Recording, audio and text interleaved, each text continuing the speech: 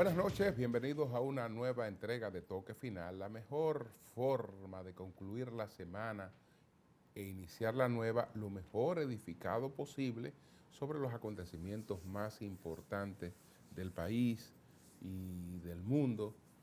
Nos unimos pues eh, a la tristeza que embarga a la familia del general Juan Bautista Rojas Tabar, el Bacho, que fuera ministro de las Fuerzas Armadas, también él fue jefe de la Fuerza Aérea Dominicana, ahí desarrolló su vida con mucho prestigio, un militar muy popular, muy querido, que pues protagonizó una situación cuando se le vinculó a la desaparición de Narcisazo. Y él, muy indignado, pues hizo un emplazamiento al presidente Leonel Fernández, y el presidente Leonel Fernández lo destituyó porque en verdad un jefe militar no puede emplazar a un presidente, por más indignado que se encuentre. El presidente Fernández entonces pronunció un discurso breve explicando las razones por las que procedió a la destitución de Juan Bautista Rojas Tabar, pero era un hombre honorable,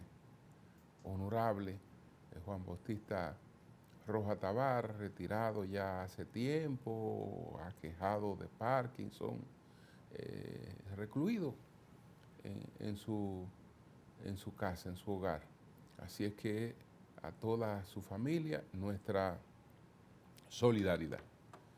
Y ahí pasamos a unas felicitaciones, a un hecho que es de mucho agrado para la comunidad dominicana residente en Nueva York.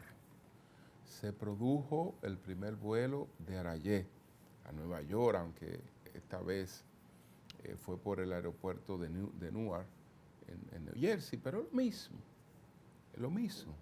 Esta opción pues hará que muchos dominicanos tengan la oportunidad de viajar a Nueva York por una línea aérea dominicana, un acontecimiento que no se producía desde hace más de 30 años. Vamos a ver un video que registra, ¿no?, este hecho, el vuelo inaugural de Arayet a Nueva York. Adelante.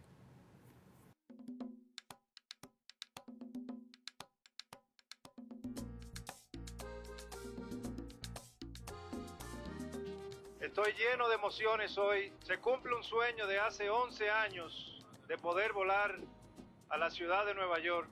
Hoy hace 30 años que una aerolínea dominicana no aterrizaba en Nueva York. Gracias por preferir Arayet. ¡Vamos arriba! Bienvenidos a la ciudad de Newark, New Jersey. Esperamos que hayas disfrutado el vuelo. Hoy es un día histórico para la República Dominicana. Y eso tiene que llenarnos de orgullo a todos los dominicanos que estamos aquí. Felicidades. Muchísimas gracias. ¡Vamos arriba! Bueno, el ministro David Collado explicó que este logro fue posible porque previamente se suscribió el acuerdo de cielo abierto con Estados Unidos, que se procuraba desde hace 23 años y fue una de las prioridades de la gestión del ministro Collado y del presidente Abinader. Agradezco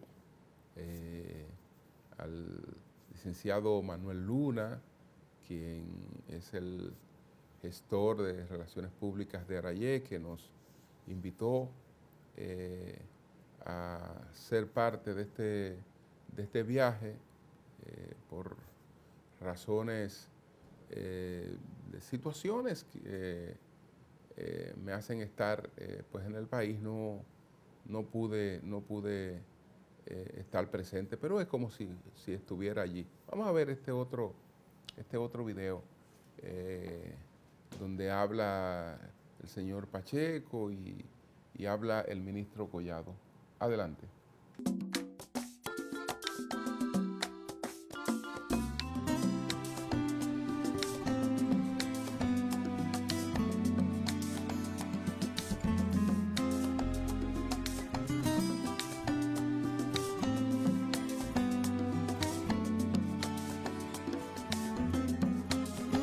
Quiero darle las gracias a todos ustedes de nuevo por venir a este evento, por apoyarme.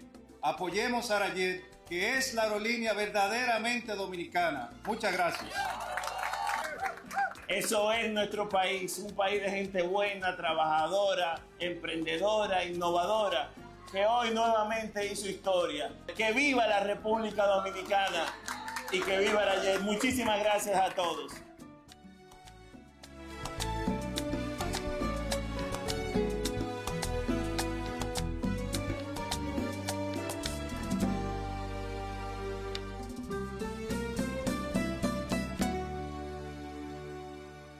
Bueno, señores, ¿qué pienso del homenaje del que fue objeto en Venezuela el merenguero fenecido en la tragedia del jet set, Ruby Pérez? Bueno, se trata de un reconocimiento a un gran artista dominicano que se efectuó con la presencia de un grupo de merengueros dominicanos. Es un reconocimiento. Y entonces su hermana se lamentaba de que este reconocimiento se produjera en un país gobernado por una dictadura que se ha robado recientemente unas elecciones, que es la dictadura chavista. Eso, la verdad es que es lamentable, no resulta motivo de orgullo recibir ninguna distinción por parte de Nicolás Maduro, pero los artistas, digamos que trabajan para un mercado que no hace sesgos. No hace sesgo, es decir, Maduro es con fraude o sin fraude, con dictadura, con nepotismo, el que gobierna a Venezuela. Y Venezuela es un mercado importante para los artistas dominicanos, de manera que ese es el buey con el que hay que arar. No se le puede pedir a los artistas que se declaren adversarios del régimen de Maduro, porque no pudieran entonces ir a actividades a Venezuela, aprovechar parte de ese mercado que lamentablemente debe estar muy diezmado por la crisis que vive ese país. Y la otra paradoja es, bueno, la entrega de una ciudadanía póstuma a una persona, un gran artista. Esa ciudadanía la entrega un país que tiene más de 8 millones de venezolanos vagando por el mundo, huyendo de la situación de la economía y huyendo de la represión política en Venezuela.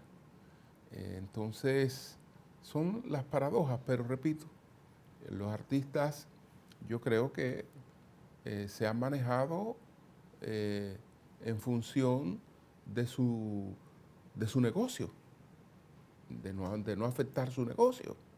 Y su negocio opera con quien esté gobernando. en este caso, un dictador sumamente desprestigiado que se llama Nicolás Maduro. Vamos a hacer una pausa. Retornamos en breve.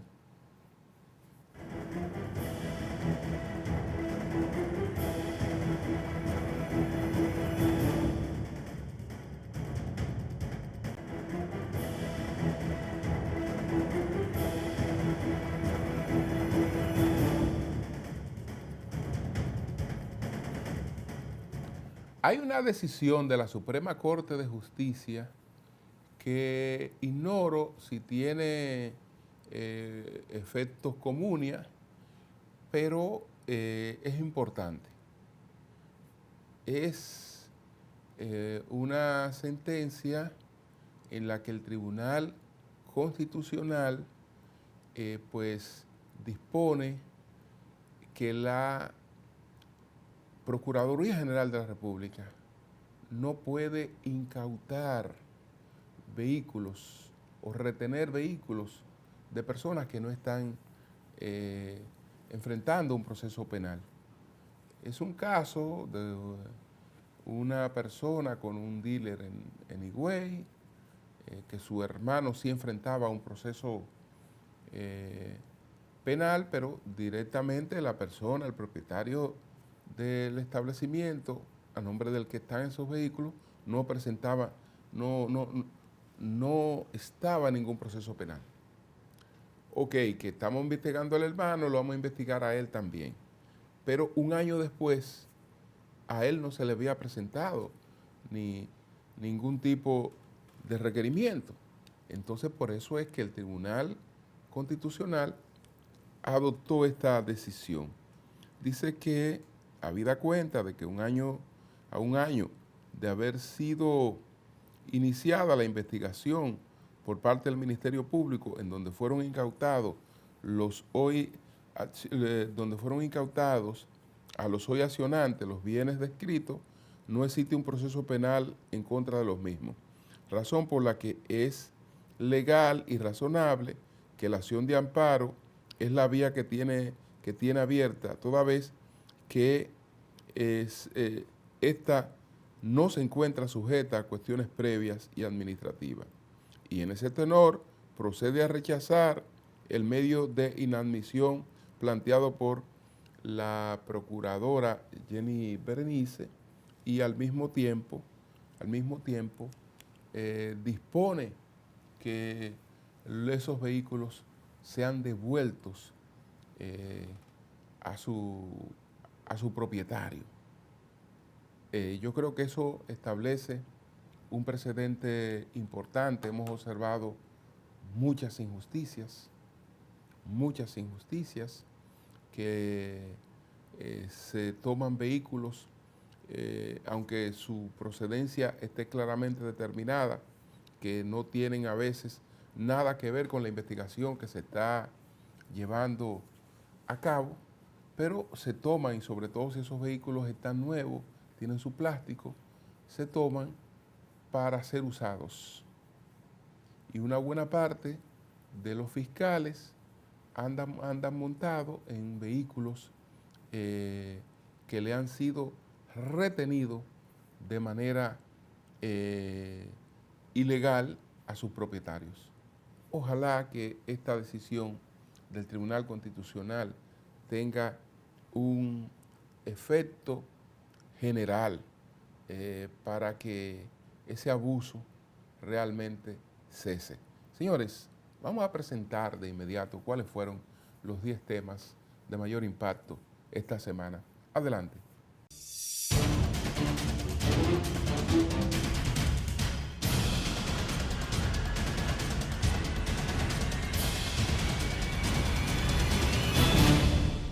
Se hizo realidad el pasado lunes 16 el primer vuelo de la aerolínea Arajet desde Santo Domingo hasta Newark, Nueva Jersey. El viaje fue encabezado por el CEO y fundador de la aerolínea, Víctor Pacheco, y el ministro de Turismo, David Collado. El histórico acto fue celebrado por el gobierno dominicano y el sector empresarial, ya que durante más de 3 décadas no aterrizaba una aeronave con matrícula dominicana en suelo norteamericano. El vuelo de M2310, con 185 pasajeros a bordo, aterrizó a las las 10:30 de la mañana en el Aeropuerto Internacional Newark Liberty, marcando la inauguración oficial de la nueva ruta de Arajet entre Santo Domingo y Nueva Jersey. Este avance fue posible gracias al acuerdo de cielos abiertos que ha facilitado una mayor conectividad entre República Dominicana y Estados Unidos. Desde la cabina de los pilotos, las autoridades izaron las banderas de República Dominicana y Nueva Jersey como símbolo de la conquista de este nuevo destino, el tercero que la aerolínea opera en Estados Unidos junto a Miami y San Juan, Puerto Rico, y el 28º en América. En llamada telefónica, el presidente Luis Abinader expresó que este viaje representa un hito para República Dominicana gracias al acuerdo de cielos abiertos. Con esta nueva ruta, los dominicanos podrán tener una alternativa de viaje más económico que tendrá una sustancial reducción de costo y será una competencia de calidad y seguridad. En su solicitud de medida de coerción, el Ministerio Público presentó 133 elementos probatorios que sustentan las imputaciones contra los hermanos Antonio y Maribel Espaillat por su presunta responsabilidad en el colapso del techo de la discoteca Yexet. El órgano persecutor presentó ante la Oficina de Atención Permanente del Distrito Nacional la solicitud de medida de coerción contra los señalados, quienes están siendo investigados por presunto homicidio involuntario de 235 víctimas mortales el pasado 8 de abril. Los testimonios recabados, que ascienden a 64, involucran a investigadores, empleados, visitantes, músicos de la orquesta del fallecido merenguero Rubí Pérez, testigos de la tragedia, entre otros. El testigo estrella del Ministerio Público es Gregorio Adames Arias, quien era el encargado de reservaciones y de todas las actividades operativas del Yexet. Con esta operación, el Ministerio busca probar que a Antonio Espaillat se le advirtió de los problemas del techo un día antes de la fiesta de Rubí Pérez, que el techo presentaba una carga excesiva y que varios días antes del incidente cayeron plafones del techo del club nocturno, entre otras imputaciones. Asimismo, la parte acusadora presenta en su pedimento 27 pruebas periciales, 38 documentales, 4 materiales y 145 documentos procesales. En el documento, el Ministerio Público establece que el techo del local estaba cargado de forma excesiva y con múltiples elementos de gran peso. Asimismo, señala que las investigaciones determinaron que la estructura fue remodelada sin la debida supervisión técnica ni los permisos correspondientes, además de que los problemas estructurales fueron reportados con varios días de antelación. El Ministerio Público pidió prisión preventiva para Antonio Espaillat y arresto domiciliario para Maribel Espaillat. Representantes del sistema de justicia de la República Dominicana abogaron por la aprobación del Código Penal que en estos momentos se discute en el Congreso Nacional. El Colegio de Abogados de la República Dominicana, CAR, celebró con bizcocho, velas y lobos el 25 aniversario de la irresponsabilidad política y congresual de no aprobar un nuevo Código Penal dominicano. El gremio, que agrupa a los abogados bajo el lema "No más dilación, basta de la espera", se levantó firme contra la inaceptable indiferencia del Congreso Nacional, que ha postergado por un cuarto de siglo la aprobación de una pieza legislativa esencial para la modernización del sistema penal dominicano y la persecución del crimen organizado. El presidente del CAR, Trajano Potentini, tras realizar la simbólica y emblemática protesta en compañía de decenas de abogados, explicó que son más de 25 años de inercia legislativa, de excusas, de indiferencia institucional. Mientras tanto, el país continúa con un código penal obsoleto, vetusto, arcaico y anciano, y que tiene más de 200 años de vigencia. Asimismo, la Alianza Dominicana contra la Corrupción, ADOCO, clamó por la inmediata aprobación del proyecto de ley que modificaría el actual Código Penal dominicano, que sobrepasa los 100 años, quedando desactualizado. De acuerdo al presidente de la Organización de la Sociedad Civil, Julio César de la Rosa Tiburcio, es más que evidente la necesidad de la modificación del código que permita establecer sanciones que se correspondan con el daño provocado, que tipifique una serie de crímenes y delitos que ameritan tratamiento como resultado del desarrollo de la tecnología de la información y comunicación, que han demostrado que para robarle a alguien no hace falta atacar presencialmente y con un arma blanco de fuego, que una persona puede ser víctima estando en su hogar o centro de trabajo. En ese sentido, la Procuradora General de la República, Jenny Berenice Reynoso, destacó la necesidad urgente de que el país cuente con una normativa jurídica adecuada a los nuevos tiempos, ya que la ley con que se persiguen los delitos cuenta con más de 140 años de vigencia, mientras que el presidente del Tribunal Constitucional, Napoleón Esteves, señaló que ya es tiempo de que se le dé a la población un nuevo Código Penal que ha estado esperando por mucho tiempo, por lo que instó a los legisladores a que se esfuercen y lo saquen adelante. La Junta Monetaria autorizó al Banco Central a liberar recursos del encaje legal por 50.000 millones de pesos, equivalentes al 2.4% del pasivo sujeto a encaje legal. Estos fondos deberán canalizarse a una tasa de interés no mayor al 19% anual y plazos de hasta 2 años, destinados a sectores clave de la economía como la construcción, manufactura, exportación, agropecuaria y las micro, pequeñas y medianas empresas, MIPYMES. La decisión fue tomada ante los altos niveles de incertidumbre y volatilidad del panorama internacional, marcado por conflictos geopolíticos, así como por la tendencia al alza de las tasas de interés nacionales, la moderación del crédito a los sectores productivos y los niveles de liquidez del sistema financiero. El propósito principal de esta medida es inyectar liquidez al sistema financiero para facilitar el acceso al crédito en los sectores productivos, fomentando así un mayor ritmo de crecimiento económico. La Junta Monetaria resaltó que la inflación se mantendría dentro del rango meta del 4% más o menos, lo que permite adoptar políticas de flexibilización monetaria para estimular la demanda interna. Adicionalmente, la Junta Monetaria habilitó la utilización de 14.000 millones de pesos correspondientes a recursos no usados de la medida de encaje legal aprobada en noviembre de 2024, originalmente orientada a viviendas de bajo costo y MIPYMES. Estos fondos también estarán disponibles bajo las mismas condiciones financieras del nuevo programa, con tasas de interés no mayores al 9% anual.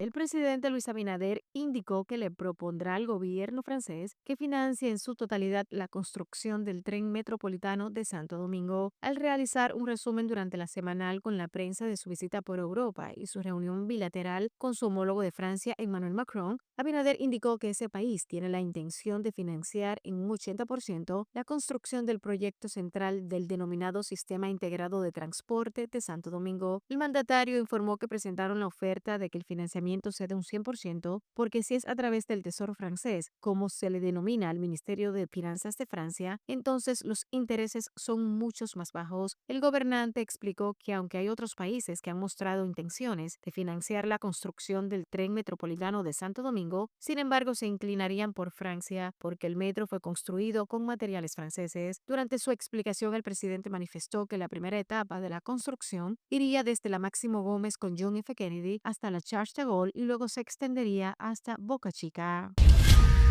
Las autoridades dominicanas investigan la muerte del ciudadano ruso Suren Sergeyevich Terter, quien fue hallado sin vida el pasado 9 de junio en una residencia del exclusivo complejo turístico Casa de Campo en La Romana. Según informó la Policía Nacional, Ter había sido reportado como desaparecido 2 días antes, el 7 de junio. Su cuerpo fue encontrado por agentes con signos de ahorcamiento, lo que inicialmente apunta a un suicidio, además de una presunta carta donde informaba que se quitaría la vida. Según se informó, el hombre de 52 años mantenía un sinfín de deudas, lo que habría detonado la causa. Las autoridades indicaron que en la escena no se hallaron signos de violencia externa ni evidencia de la presencia de otras personas.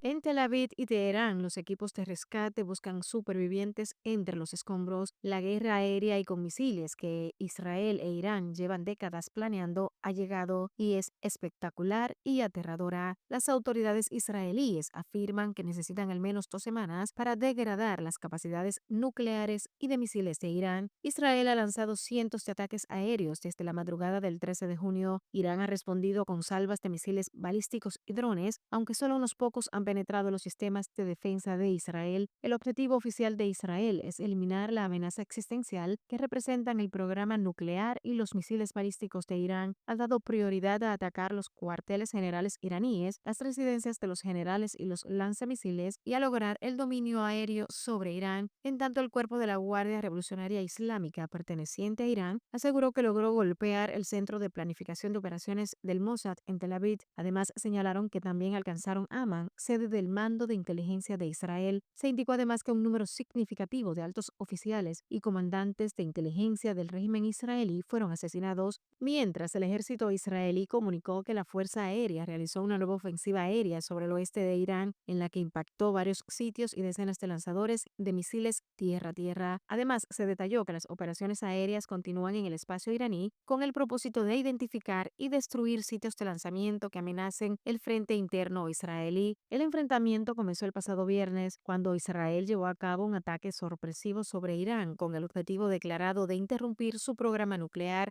En Israel, 24 personas han muerto desde que el país comenzó con las hostilidades, mientras en Irán, 224 personas han muerto por los ataques de Israel.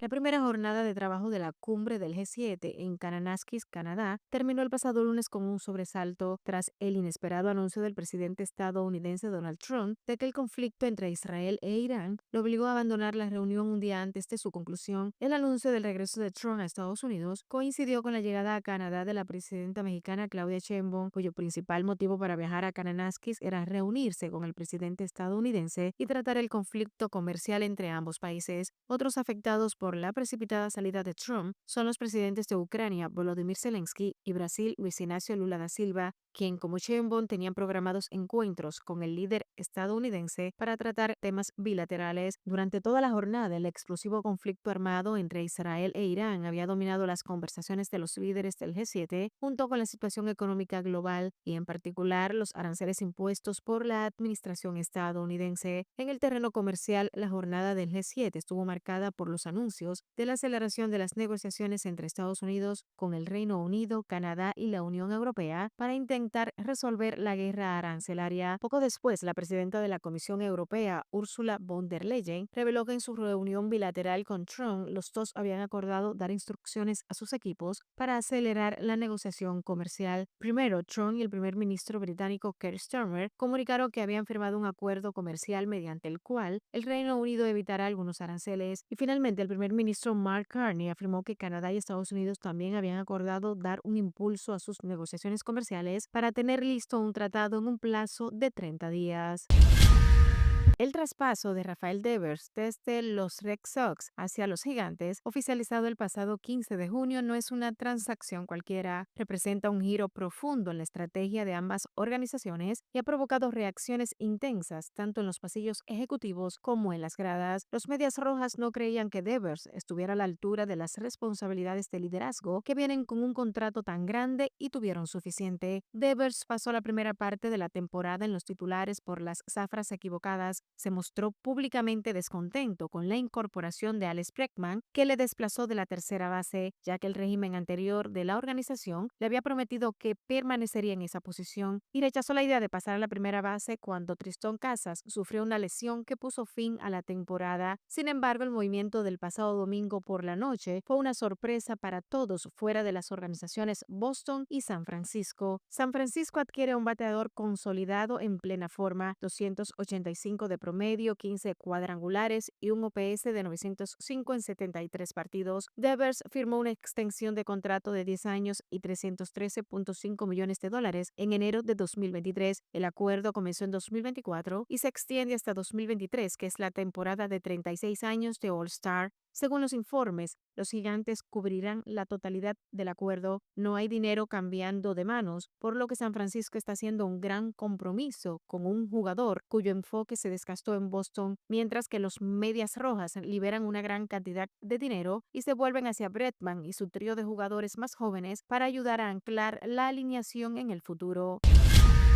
Finalmente, con el concierto El Merengazo, realizado el pasado fin de semana en el Poliedro de Caracas, en Venezuela, más de una decena de merengueros dominicanos y venezolanos rindió tributo al fallecido artista dominicano Rubí Pérez, a quien además el presidente de esa nación, Nicolás Maduro, le otorgó la nacionalidad venezolana post-mortem. En el concierto, que se dio a casa llena, participaron Sergio Vargas, Boni Cepeda, Fernando Villalona, Zulinka Pérez, los hijos de Rubí Pérez, Eddie Herrera, los hermanos Rosario, Josie Esteban, El Jeffrey, Mary Tulova, las chicas del CAN venezolanas, Miriam Cruz, Leo Díaz, es cantante de Wilfredo Vargas, Omar Enrique y Roberto Antonio. Asimismo, Venezuela otorgó la nacionalidad post-mortem a Rubí Pérez, fallecido el 8 de abril pasado cuando colapsó el techo de la discoteca Jixet en Santo Domingo, donde se presentaba. Pérez fue un ídolo en Venezuela, donde consagró su cartelera musical de más de 40 años. El presidente venezolano Nicolás Maduro entregó a la hija del artista, Zulinka Pérez, la cédula de identidad de su padre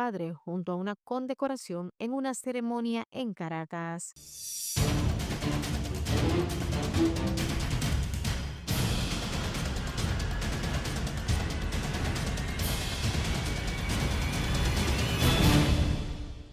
Una Una pausa, retornamos en breve.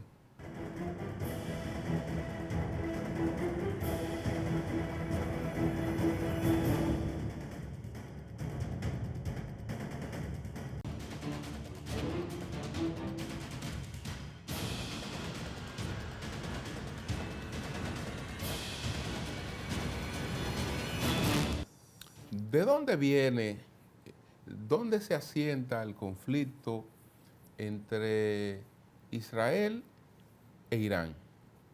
Ese conflicto hay que marcarlo a partir de 1979 con la revolución iraní.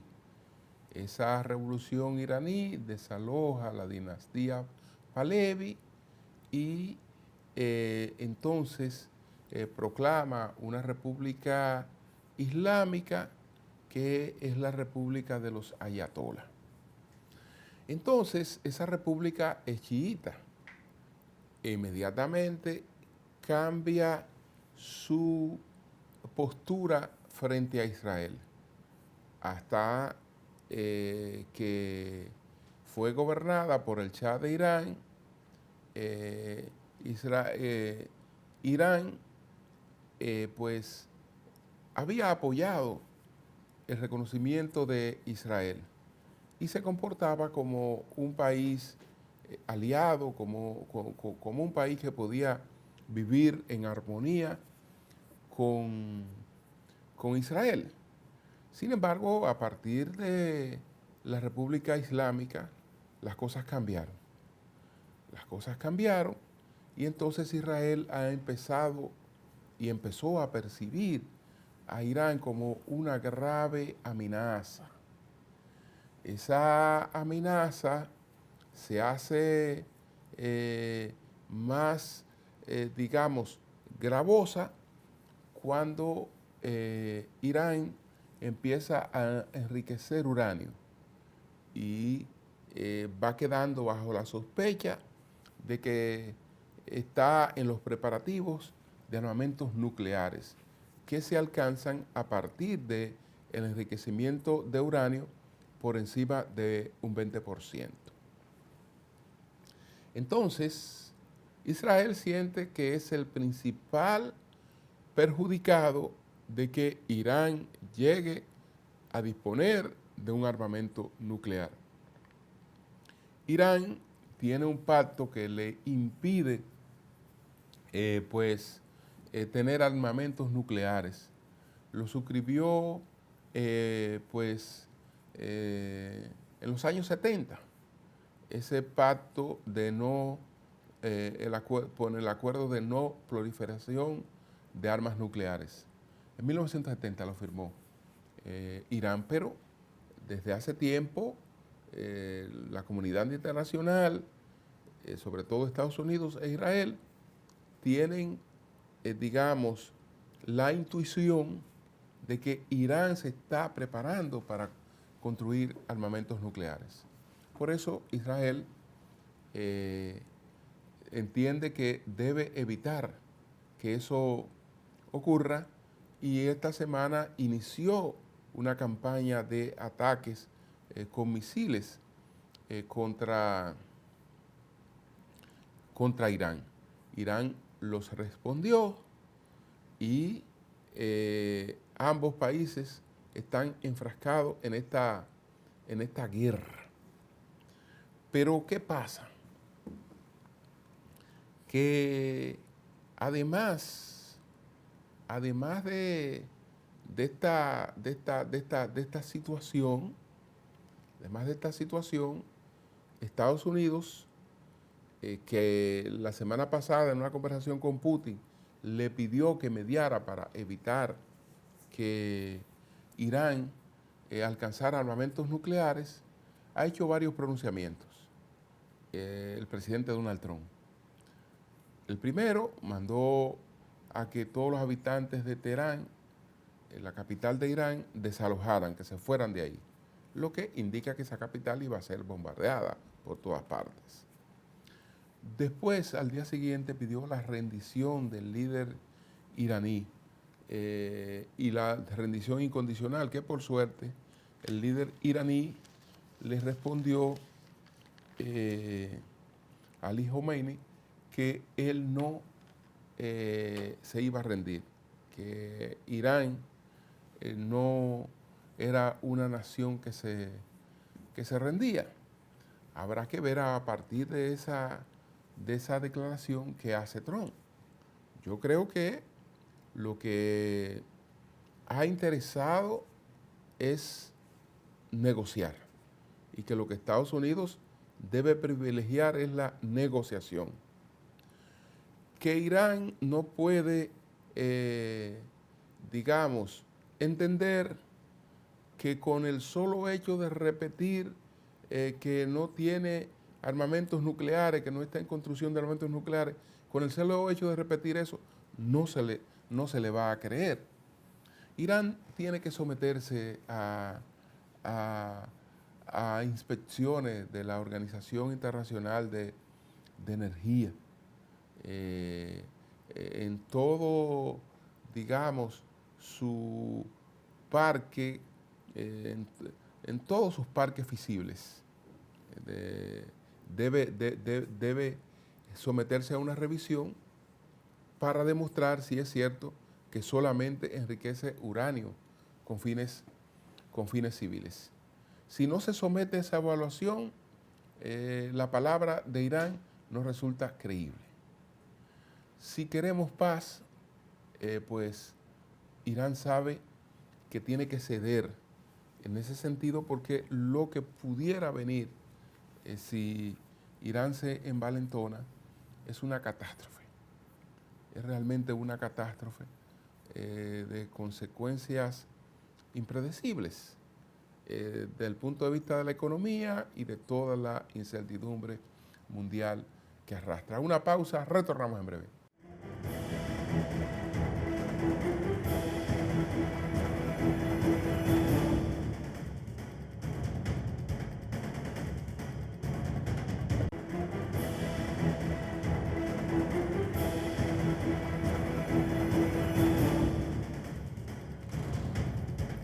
Bueno, esta semana la Junta Monetaria anunció medidas para tratar de empujar la dinámica económica.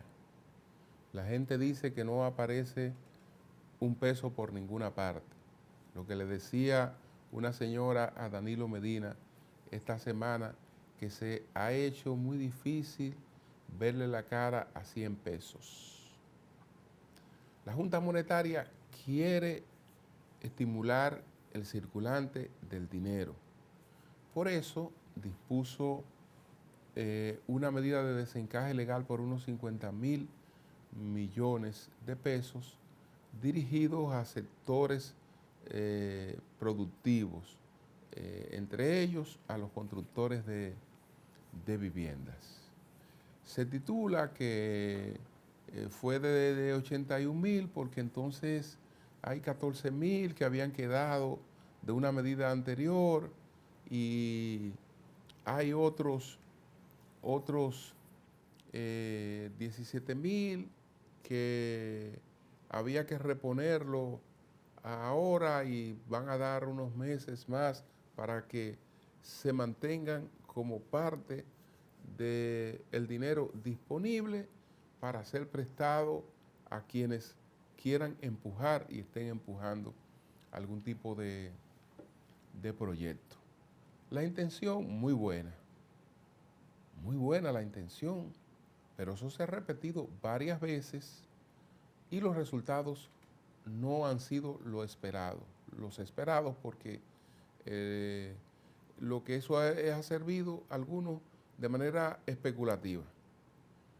Busco dinero al 9% y entonces me voy a algún fondo de inversión o algún lugar, lo coloco un poco más caro, me gano unos pesos sin prender un fogón, sin poner a nadie a trabajar ni a producir nada.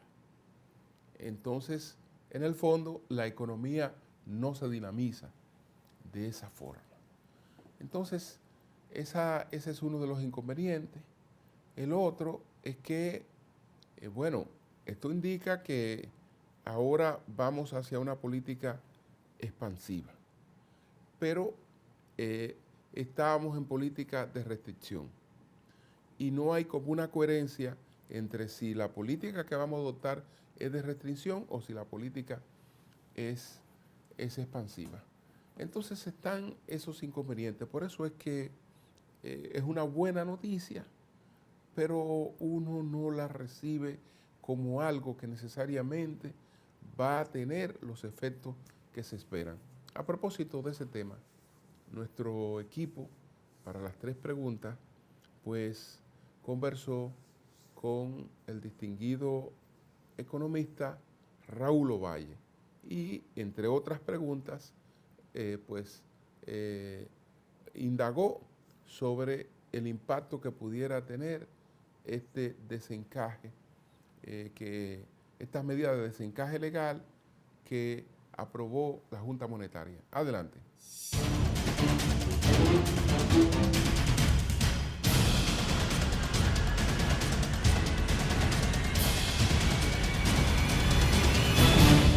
¿Qué repercusiones pudiera tener para la economía mundial la guerra de misiles entre Israel e Irán?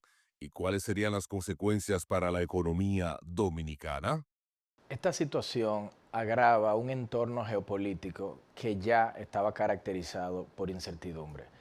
Si bien Irán es un país que ha estado atravesando sanciones a través de los años y República Dominicana de manera directa no importa combustible desde Irán, hay que reconocer que es una superpotencia en términos de producción de gas natural.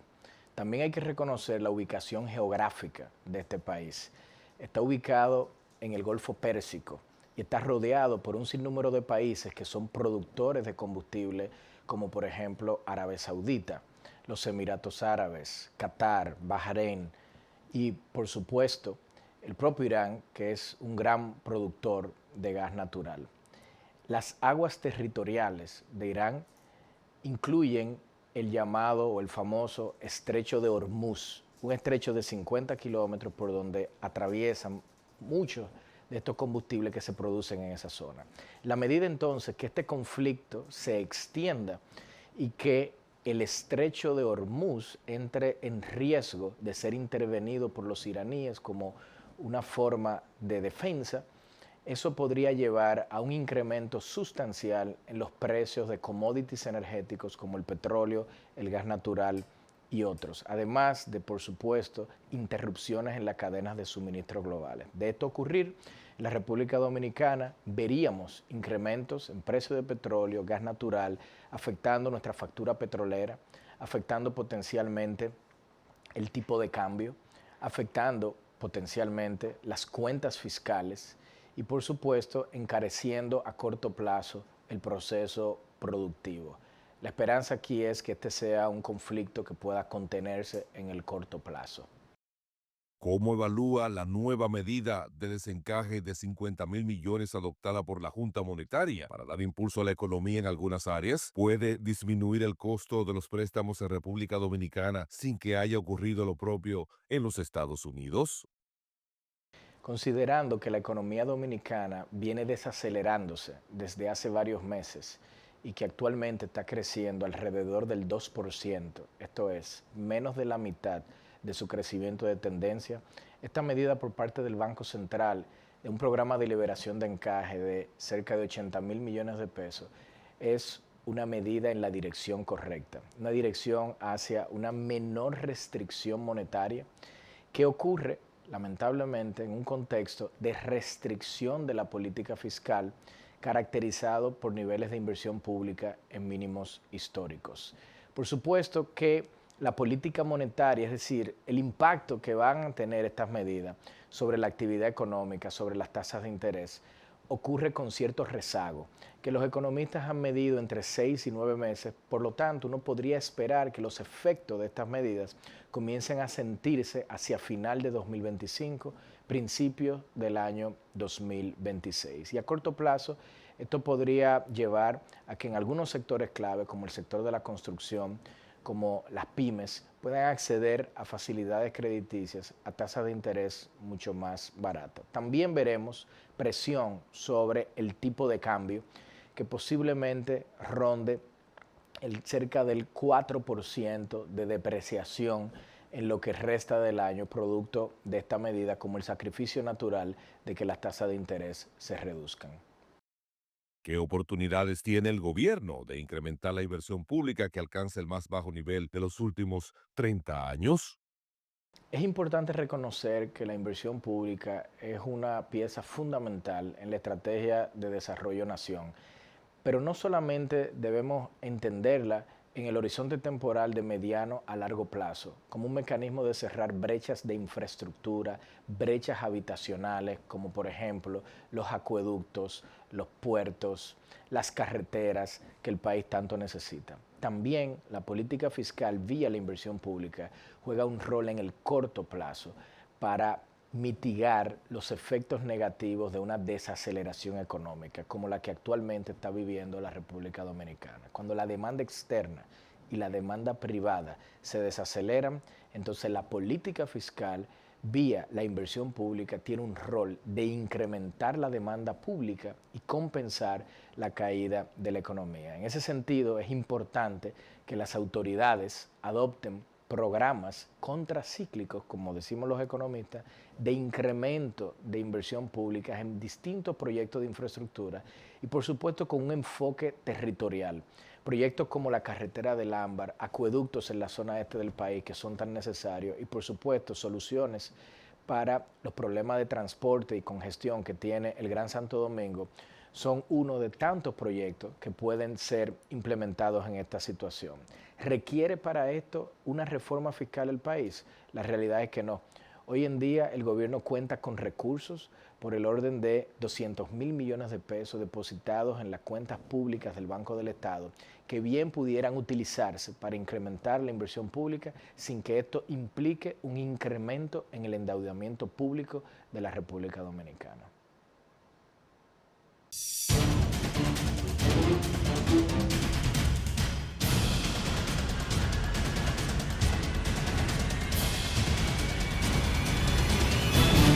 Una pausa, retornamos en breve.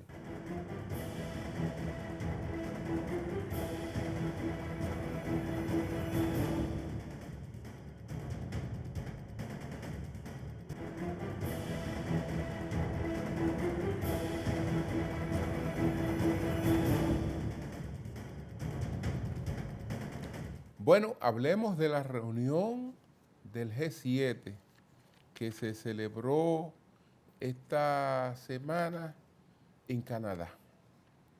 Esa reunión, pues, fue noticia por varias cosas. Primero, siempre es importante una reunión del G7, que es un club de economías desarrolladas, pero que además son economías de democracias liberales.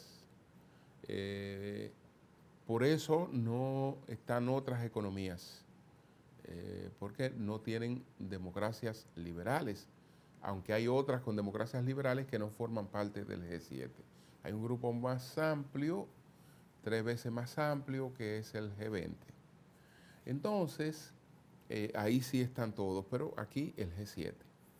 Entonces, en el G7 se intentó en un documento final unas declaraciones de censura a Rusia por la guerra en Ucrania, pero Estados Unidos lo objetó y no se pudo aprobar esa resolución.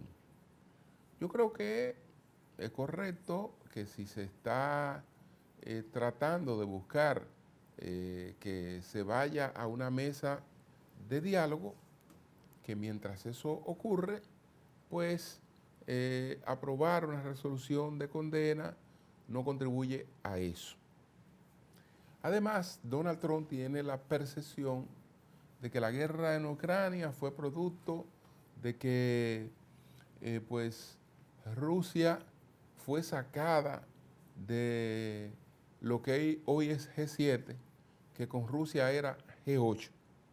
En el 2014, cuando Vladimir Putin invadió Crimea, entonces el G7 dijo, el G8 dijo, hay que expulsar a Putin porque no se está comportando como un demócrata al invadir el territorio extranjero, y entonces se quedaron como G7. Pero dice Donald Trump, y lo dijo al llegar a esta cumbre, y en sus palabras, que si no se hubiese producido ese hecho, no se da la guerra en Ucrania, porque si Rusia habría permanecido en el G8, pues Rusia no habría invadido a Ucrania. ¿Quién sabe?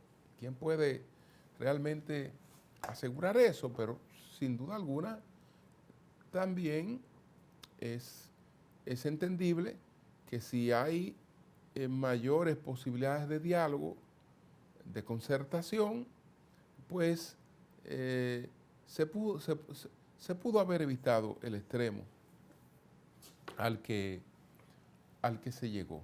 Entonces,